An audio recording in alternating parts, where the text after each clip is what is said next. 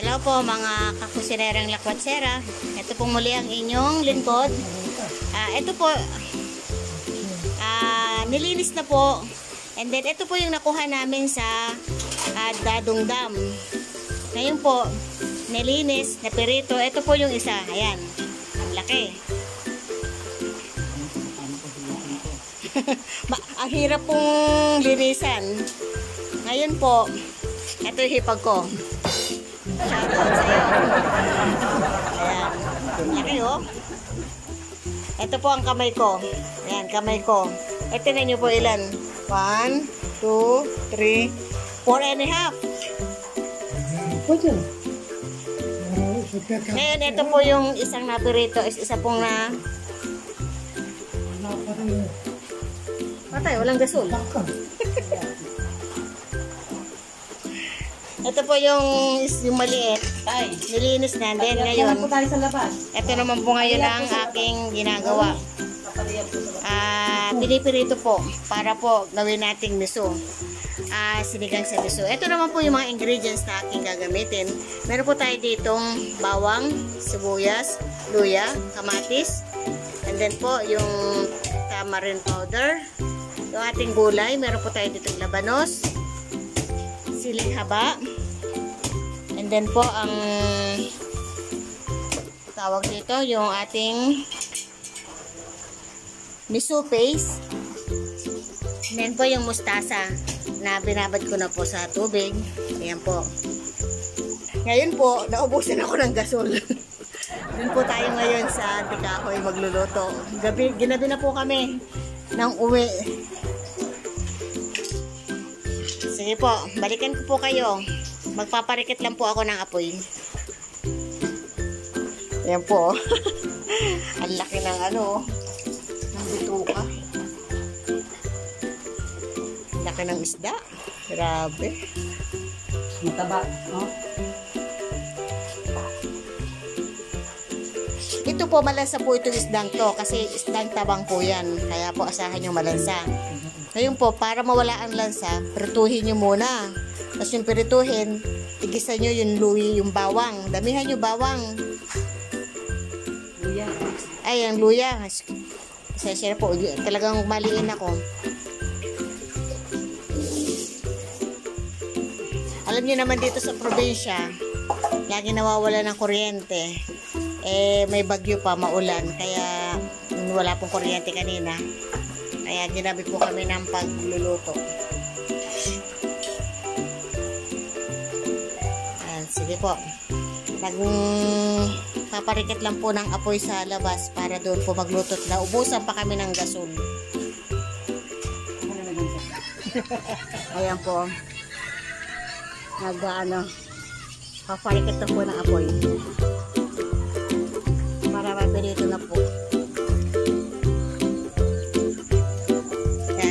Ganito po buhay probinsya. Nakatalaksa ng mga kahoy. Ayan pa. Pag naubusan kayo ng gasol sa probinsya, walang problema. Kasi pwede kayo magluto ng kahoy. Hindi nga lang po mausok. Okay lang po yan. Sanay po tayo dyan dahil laka tayong probinsya. Kaya balikan ko po kayo kapag ito po ay napirito.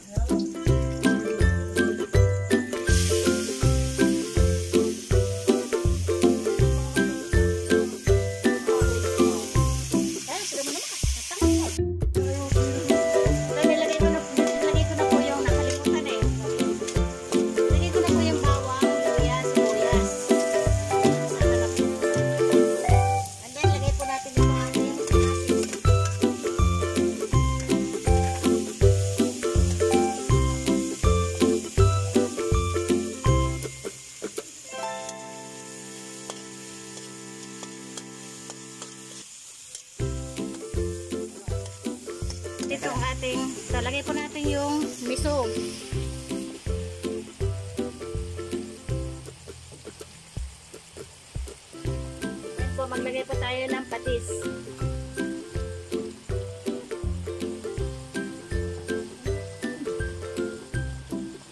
Yan, haluin nyo lamang po yan ng ganyan.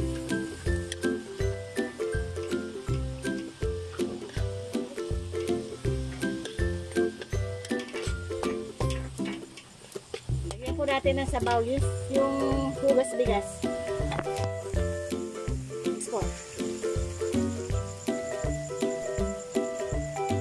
Damihan po natin, masarap pong humigop na sabaw pag maulan.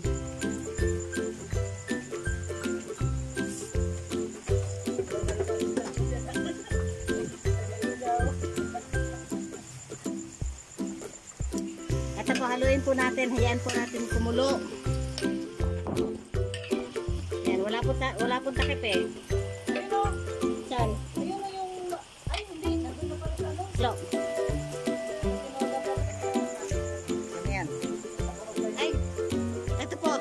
Naglagay po ako ng labanos, pasensya na, kakalimutan ko, nagbo-vlog pala ako.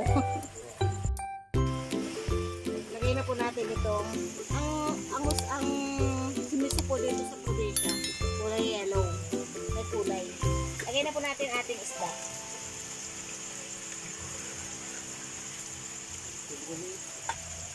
Meron na po akong tutorial nito, pagluluto ng miso. Kaya lang, pinakita ko lang po yung binili ko po doon sa Dadong Dam. Kasi nakita ko lang po yung pagluluto ko nito. Ayan. Tapos, lagyan po natin ng gulay. Lagyan po natin ang ating gulay na mustasa. Ayan. Atin po ngayon takpan. Lagyan po natin ito na lumambot ang mustasa.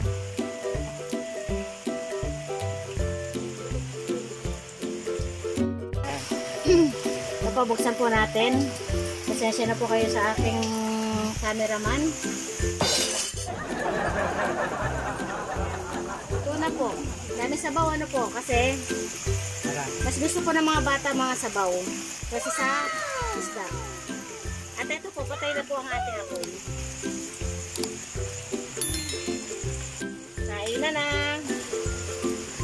Ngayon, masarap po ang salo-salo. Lalo na maulan. Malaking pamilya po kasi ngayon. Takpan po natin at tayo magkakain na. Kakain na. Kain po tayo. Ayan po, may yung natirang tinola and then po ito po yung ating sinigang sa miso. At ito po ang aking pamangkin. Jonas, hi! Hello po. Hello vlog, hello guys. Hello vlog, hello guys. Anay. Anak. Hello po. Ayun lang po. Anay, kaya na po. Ayan, nandito po tayo ngayon sa bahay ng aking nanay sa probinsya. Hoy! Ano yan? Sasalo ka dyan. Ito yung maglolo na hindi maalis-alisan. Nako po.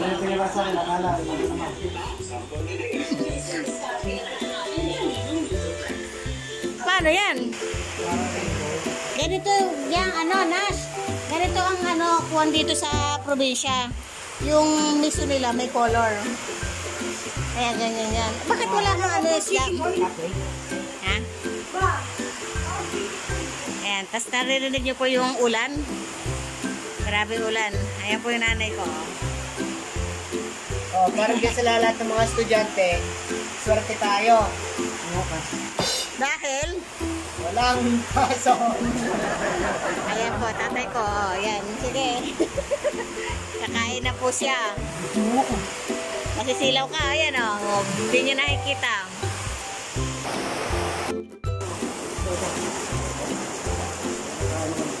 Tayo.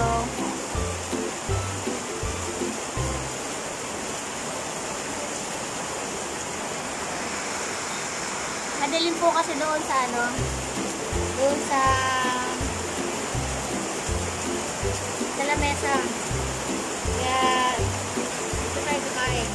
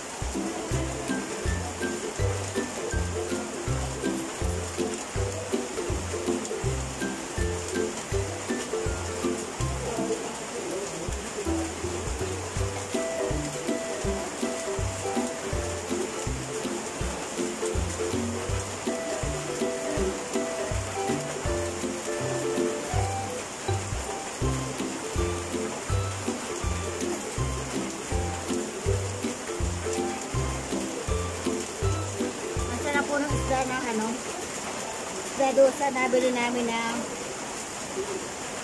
sa Dadong Dam. Hindi mo siya malalasahan na malansang. Wala pong lansang. Isa na sa tamang pagluluto.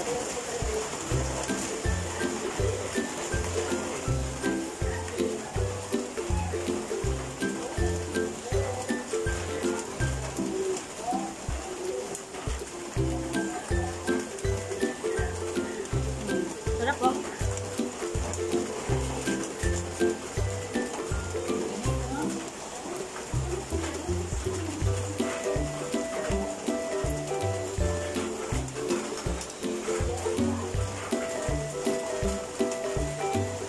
Luya.